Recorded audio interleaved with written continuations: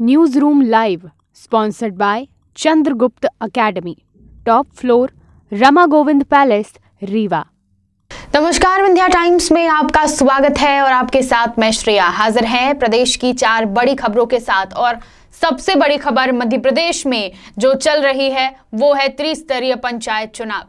इस पंचायत चुनाव को लेकर चल रही असमंजस की स्थिति में राज्य निर्वाचन आयोग की प्रेस कॉन्फ्रेंस शुरू हो गई है। आपको बता दें कि अन्य पिछड़ा वर्ग ओबीसी आरक्षण के मामले में केंद्र सरकार की इस पूरे मामले में दखल हुई और केंद्र सरकार ने पक्षकार बनाने के लिए सुप्रीम कोर्ट में सोमवार को याचिका दायर की थी। इस मामले में सुप्रीम कोर्ट ने 3 जनवरी को ही सुनवाई करने की बात कही है। दूसरी तरफ सरकार के पंचायत राज संशोधन अध्यादेश वापस लेने के बाद जो गेंद है वो राज्य निर्वाचन के पाले में चली गई है और अब एक महत्वपूर्ण बैठक हो रही है और इस बैठक के बाद ही पता चलेगा कि फैसला क्या होता है। पंचायत चुनाव निरस्त करने के मामले में राज्य निर्वाचन आयोग का बयान सामने आया है। आयोग के सचिव बीएस जामोद ने कहा कि पंचायत चुनाव के अध्यादेश को वापस लेने की सूचना शासन से आयोग को मिली है और इस मामले पर अब आयोग ने पंचायत एवं ग्रामीण विभाग के अधिकारियों के साथ बैठक की है और बैठक चल रही है। ये जो जरूरी अपडेट इस पूरे मसले पर कि विधि विशेषज्ञों की राय का इंतजार है और इसके बाद पंचायत चुनाव पर कोई फैसला सामने आ सकता है। लेकिन जो आसार नजर आ रहे हैं वो ये है कि पंचायत चुनाव पर पूर्णतः रोक लग जाएगी। मध्य प्रदेश में निरस्त हो जाएंगे पंचायत चुनाव। फिलहाल चुनाव आयोग को विधि विशेषज्ञों का उनसे चर्चा हो रही है और उनकी राय का इंतजार है कि क्या पंचायत चुनाव टाले जाने चाहिए। तमाम तरह की चीजों पर चर्चा हो रही है इस समय और इस चर्चा के बाद ही पता चल पाएगा कि क्या पंचायत चुनाव मध्य प्रदेश में टल जाएंगे। वैसे आसार पूरे हैं कि मध्य प्रदेश में पंचायत चुनाव को फिलहाल रद्द कर दिया जाएगा। इन पर पूरी तरीके से रोक लगा दी जाएगी। लीगल ओपिनियन राज्य निर्वाचन आयोग को मिल जाएगा और उसके बाद ही राज्य निर्वाचन आयोग इस पर कोई फैसला सुनाएगी।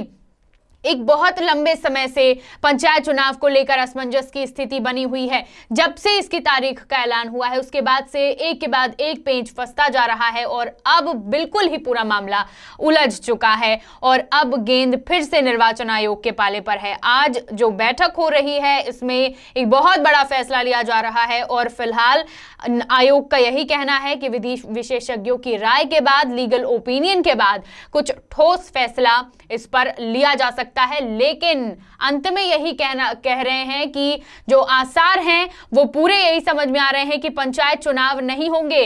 गृह मंत्री नरोत्तम मिश्रा ने भी कहीं ना कहीं इसका संकेत दे दिया है कि पंचायत चुनाव टलेंगे। उन्होंने कहा कि मैं समझता हूं कि आज शाम तक चुनाव की जो स्थिति है वो साफ हो जाएगी और आज शाम तक चुनाव स्थगित हो जाना चाहिए। तो लगातार इस तरह के बयान गृह मंत्री नरोत्तम मिश्रा द्वारा नीति आयोग का जो निर्वाचन आयोग का जो बयान सामने आ रहा है उसके बाद यही लग रहा है कि पंचायत चुनाव नहीं होंगे अभी मध्य प्रदेश में फिलहाल, लेकिन अभी भी फैसले का इंतजार है। बढ़ते हैं हमारी दूसरी बड़ी खबर की और एक तरफ जहां पंचायत चुनाव की घमासान चल रही है वहीं पर हाईकोर्ट ने एक बड़ा फैसला ओबीसी आरक्षण 27% लागू करने के मामले पर एक बड़ा फैसला सुनाया है।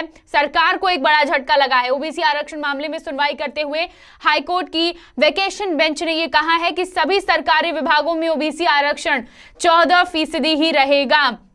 इसके साथ ही हाईकोर्ट ने स्टे को बरकरार कर दिया, यानी 14% से बढ़ाकर 27% आरक्षण सरकारी विभागों में नहीं होगा। इस पे स्टे को बरकरार हाईकोर्ट ने रखा है। बता दें कि इस पूरे मामले में आरक्षण संबंधी मामलों की सुनवाई नियमित पीठ द्वारा पहले के आदेश के अनुसार की जानी है।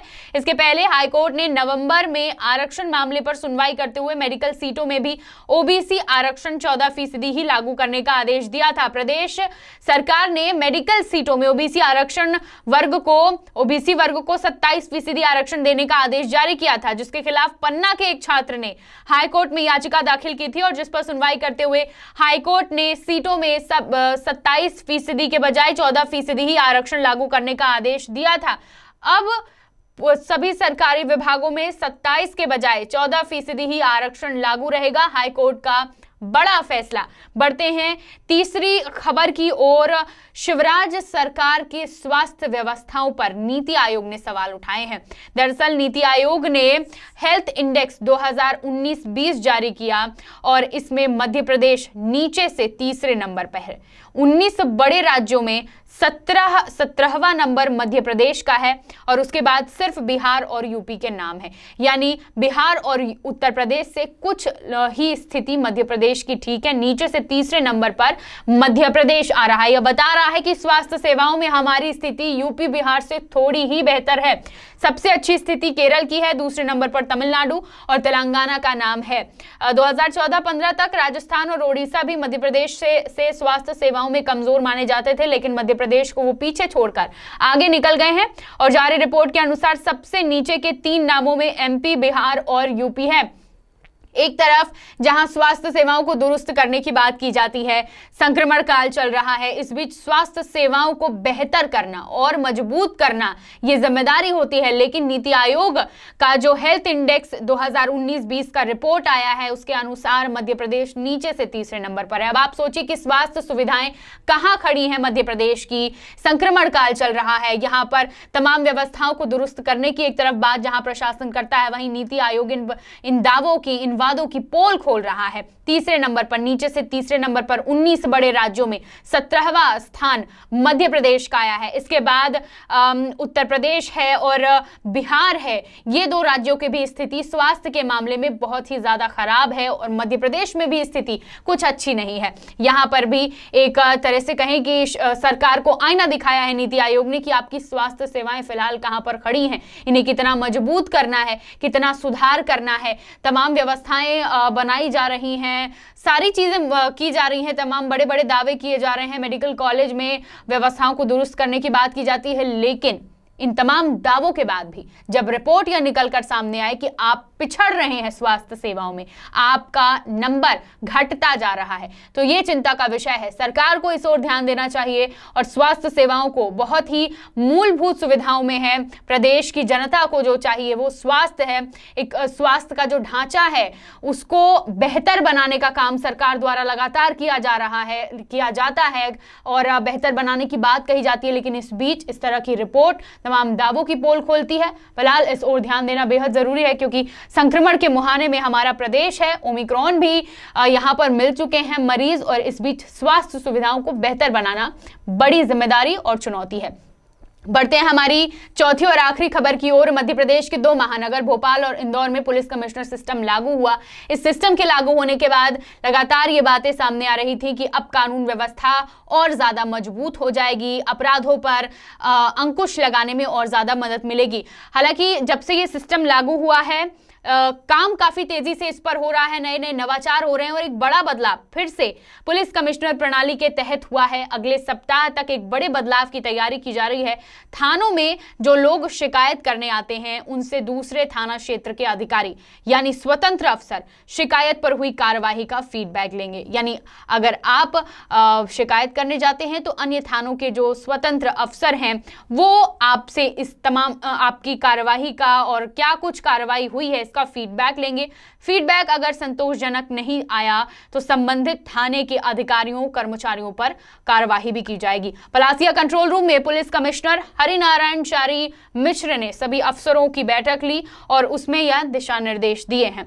कमिश्नर प्रणाली लागू होने के बाद पुलिस मुख्यालय इंदौर व भोपाल पर नजर रख रहा है। मुख्यालय ने थानों के काम की जानकारी के लिए फीडबैक की योजना भी बनाई है। सभी थाना प्रभारियों को थाने में एक रजिस्टर रखने को कहा है। इसमें शिकायतकर्ता का नाम, नंबर, शिकायत की जानकारी 24 घंटे के अंदर कमिश्नर कार्यालय आएगी। दूसरे क्षेत्र के एसीपी अथवा एडिशनल डीसीपी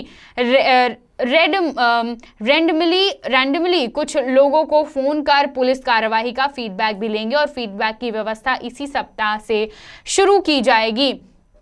तो तमाम बिंदुओं पर काम चल रहा है। पुलिस कमिश्नर सिस्टम लागू होने के बाद नई योजनाएं बनाई जा रही हैं और ये योजना भी काफ़ी प्रभावी साबित होगी अगर इस पर बेहतर ढंग से काम हो पाया तो। फीडबैक लेना यानी आपसे जानना कि आपकी समस्याओं पर कितना निराकरण हुआ है, और अगर निराकरण नहीं हुआ है तो इस पर सख्ती भी बरती जाएगी। संबंधित थाने के अधिकारियों कर्मचारियों को इस पर कार्रवाई भी होगी उन पर। तो इस तरीके से इन तमाम योजनाओं से और जो नए बदलाव किए जा रहे हैं इससे कहीं ना कहीं प्रदेश की कानून व्यवस्था, या कहें कि अभी जो 2 जगहों पर पुलिस कमिश्नर सिस्टम लागू है यहां पर कानून व्यवस्था को बेहतर ढंग से चलाने के लिए तमाम योजनाएं निकाली जा रही हैं जो कहीं ना कहीं जनता के लिए असरदार होंगी और कारगर साबित होंगी। आज की 4 बड़ी खबरें। तमाम खबरों के लिए देखते रहिए विंध्या टाइम्स। बहुत बहुत धन्यवाद।